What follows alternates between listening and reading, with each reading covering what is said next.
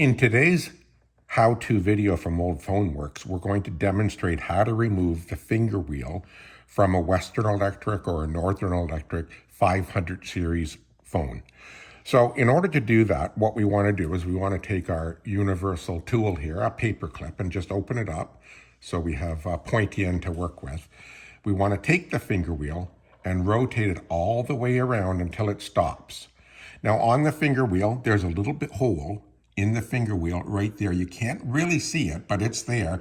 You insert your universal tool into the hole and press down on it. And we'll show you what that's doing in a minute.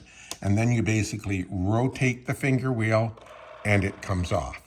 So what we just did with the paper clip when we put it in the hole is we caught this little protrusion on the retainer there and we pressed it down.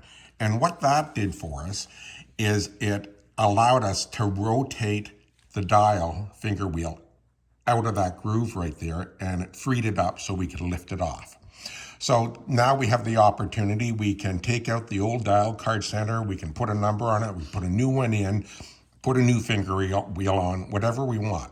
So in order to put the finger wheel back on, basically what we do is we take it and we take the last hole in the finger wheel, we line it up with the 9 on the dial, like so, and then we just rotate it back to the 0, and there you go. The finger wheel is back on and secure.